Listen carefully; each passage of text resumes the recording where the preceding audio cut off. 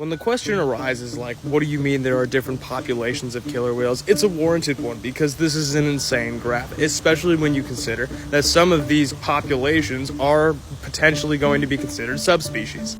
And here's the thing, the graph that you just saw doesn't even contain all of the killer whale populations that do exist in the world. It's just 10 classifications that are currently held by NOAA in the United States, the National Oceanographic and Atmospheric Administration. But the differences in populations go way, way back. Not only do all of these individual populations speak their own languages and have their own sets of what we would call culture, but they also have been, like, genetically distinct for hundreds of or 100,000 years pretty much. Where I am in the Pacific Northwest, there are 3 different kinds of killer whales that we'll usually see. Resident killer whales, transient killer whales, and offshores. Now, transient split from the offshore, resident, and a few other different populations, well, back like 190,000 years ago, which is insane.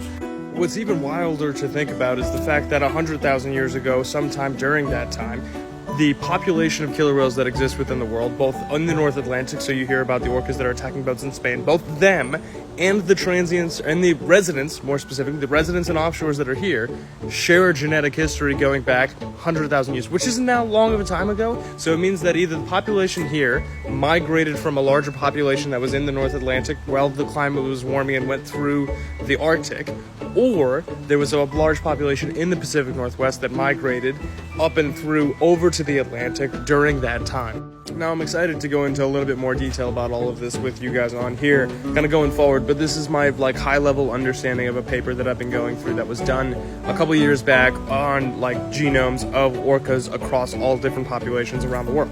It's funny, I used to think that I wanted to study killer whale migrations for a job, and now I'm just fascinated, in the history of it and trying to share it with you, which I'm doing on here. My name is The Orca Man. I talk about killer whales on here. As you can see on this page, that's all I do. If you want to hear about killer whales, stick around. Nice to see you.